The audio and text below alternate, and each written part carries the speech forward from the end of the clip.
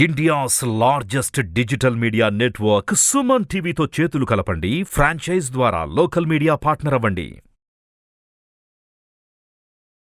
నమస్కారం సుధీర్ వర్మ గారు. నమస్తే Sri, good morning. Good morning sir. So చాలా వరకు బిజినెస్ పెట్టాలి అనుకునే వాళ్ళే ఎక్కువగా చూస్తున్నాం ఈ మధ్య కాలంలో. అలాంటి వాళ్ళు ఎవరైనా కూడా మ్యానుఫ్యాక్చర్ యూనిట్ రన్ చేయాలి అనుకుంటే, అది కూడా ఇప్పుడున్న ప్రజెంట్ సిచ్యువేషన్కి సెట్ అయ్యేలాగా రన్ చేయాలి అంటే వారికి మీరు చెప్పే ఐడియా ఏంటి సార్? రైట్ సైడ్, మ్యానుఫ్యాక్చరింగ్ వరకు వచ్చేసరికి అసలు లిమిట్ లేదు. మనం ఇవాళ 1,00,000 ప్రొడక్ట్స్ లిస్ట్ అవుట్ చేసిన ప్రతి దానికి స్కోప్ అండ్ ఎలిజిబిలిటీ ఉంది. అయితే మనం తక్కువ టైంలో ఎక్కువ డబ్బులు సంపాదించాలి అనుకుంటే, వచ్చిన ప్రోడక్ట్ చాలా ఎక్కువగా సేల్ అవ్వాలి అనుకుంటే, మోస్ట్ కామన్ యూజ్డ్ ప్రోడక్ట్ ఏదో మనం ఐడెంటిఫై చేస్తే అప్పుడు మన బిజినెస్ అనేది చాలా ఈజీగా సేల్స్ చేయగలుగుతుంది. ఓకే, ఇవాళ ఇంచుమించుగా ప్రతి హౌస్ హోల్డ్ ఐటమ్స్లో లేదా ప్రతి పర్సన్ మోస్ట్ కామన్గా యూజ్ చేసేవి ఏంటి? ల్యాప్టాప్స్, సెల్ ఫోన్స్, హెడ్సెట్స్, లేదంటే రిమైనింగ్ ఈ గాగుల్స్ కానీ వాచ్ కానీ ఈ యాక్సెసరీస్. వీటికి సంబంధించి ఏదైనా మ్యానుఫ్యాక్చరింగ్ యూనిట్ పెట్టుకోగలిగితే ఎక్కువ మంది కొనుక్కునే అవకాశం ఉంటుంది. చాలా సింపుల్గా ఐడెంటిఫై చేద్దాం. సపోజ్ చూడండి, మీరు ఒక మొబైల్ ఛార్జ్ చేసేటప్పుడు ఒక ప్లగ్కి ఇన్సర్ట్ చేసి స్విచ్ ఆన్ చేస్తారు. ఫోన్ ఎక్కడ పెడతారు? దానిపైన ఆర్ టేబుల్ ఆర్ ఎనీథింగ్. పక్కన ఏదైనా టేబుల్ ఉంటే టేబుల్ మీద పెడతారు. స్విచ్ బోర్డు కనుక ఎలిజిబిలిటీ ఉంటే స్విచ్ బోర్డు మీద పెడతారు. మరీ వరస్ట్ సిచ్యువేషన్లో కిందకి వదిలేస్తారు, లేదంటే ఛార్జర్ మీద పెడతారు. అంటే అక్కడ ఏంటి, మొబైల్ ఛార్జింగ్ చేసేటప్పుడు మనకి ఒక మొబైల్ హోల్డర్ తాలూకా రిక్వైర్మెంట్ ఉంది. ఇవాళ చాలామంది టేబుల్స్ మీద మొబైల్ హోల్డర్ పెట్టుకుంటున్నారు. వర్క్ చేసేటప్పుడు, వీడియో కాల్స్ కానీ మీటింగ్స్ కానీ అటెండ్ చేసేటప్పుడు ఒక మొబైల్ హోల్డర్ ప్రతి ఒక్క టేబుల్ మీద కనిపిస్తుంది. కానీ వాళ్ళకుండే మొబైల్ హోల్డర్స్ చాలా తక్కువ ఉన్నాయి. మీరు మీ ఆఫీస్లో కానీ ఇంట్లో కానీ ఎక్కడైనా చూసారు అలాంటిది? లేదు.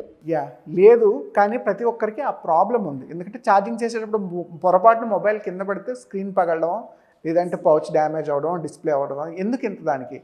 మనం ఆ సెగ్మెంట్ని ఐడెంటిఫై చేసి ఒక మొబైల్ హోల్డర్ డిజైన్ని తయారు చేసి, ఒక 5 డిజైన్స్ 10 డిజైన్స్ విడివిడిగా తయారు చేసి, అది ఏ వాల్కైనా లేదంటే ఏ మెటీరియల్కైనా అంటుకునే విధంగా ఒక స్టిక్కర్ని, డ్యూయల్ స్టిక్కర్ని తయారు చేసి ఒక ప్యాకెట్లో పెట్టి, ఒక 10 మొబైల్ హోల్డర్స్ ఒక ప్యాకెట్లో పెట్టి ఒక 100 రూపాయలకో 200 రూపాయలకో అమ్మగలిగితే మీకు మేకింగ్ కాస్ట్ ఒక 5 రూపాయల నుంచి 10 రూపాయలు పడుతుంది 10 ప్రోడక్ట్స్ తయారు చేయడానికి.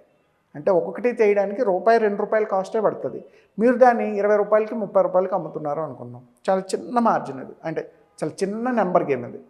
బట్ ఒక 10 ప్రొడక్ట్స్ ఒక ప్యాకెట్లో పెట్టి, మీకు డీమార్ట్లో అక్కడ కనిపిస్తాయి చూసారా వాల్ స్టిక్కర్స్, వాల్ హోల్డర్స్, అటువంటి ఒక 10 ప్యాకెట్లో పెట్టి కనుక సేల్ చేసి ఒక 200కో 300కో 500 రూపాయలకో whatever it is, imagine entire ఇండియాలో ఎంతమంది వాటిని కొనుక్కునే అవకాశం ఉంటుంది?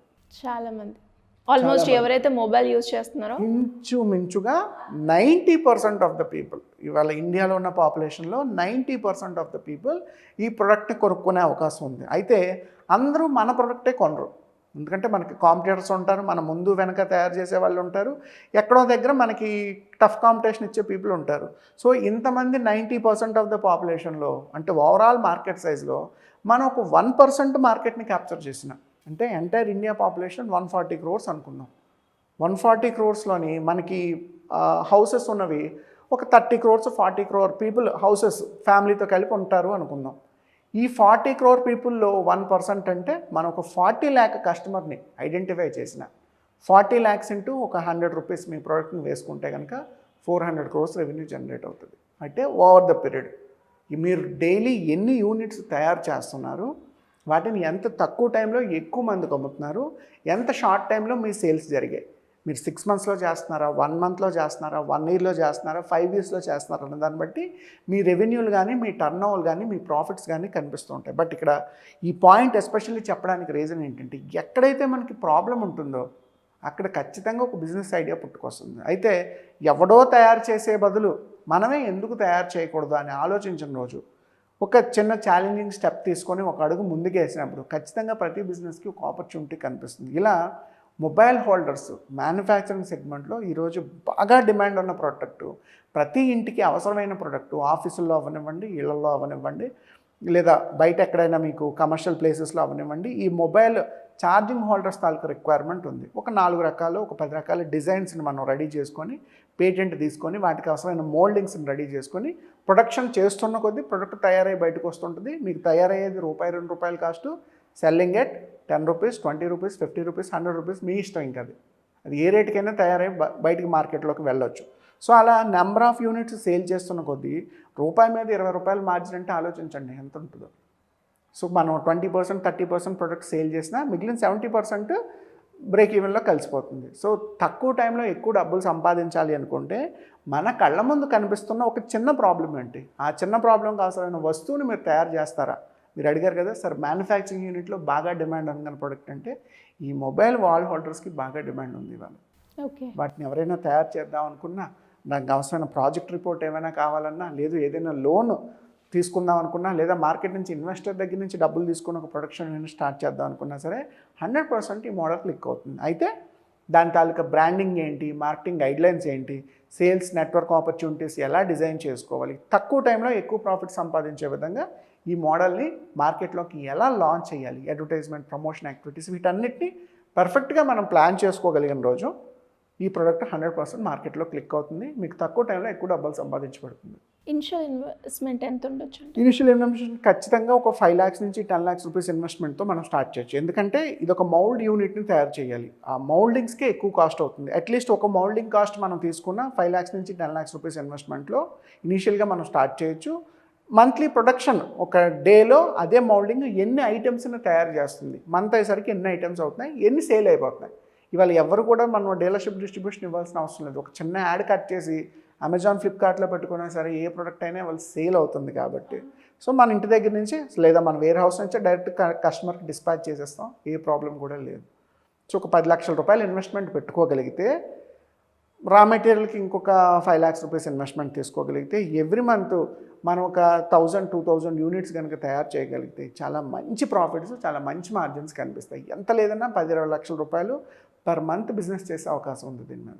దీనికి కావాల్సిన మిషనరీ ఎక్విప్మెంట్స్ అంతా ఎక్కడ దొరుకుతుంది సార్ మనకి ఇంచుమించుగా మ్యానుఫ్యాక్చరింగ్ యూనిట్స్కి చాలామంది ఈ మిషనరీ ఎక్విప్మెంట్స్ ఎక్కడ దొరుకుతాయనే డౌట్ ఉంటుంది. చాలా మంచి క్వశ్చన్ అడిగారు. మన దగ్గర మెషిన్ డిజైన్ ఇంజనీర్స్ ఉంటారు మార్కెట్లో. చాలా బయట అవుట్సోర్సింగ్ చేసే వాళ్ళు ఉంటారు.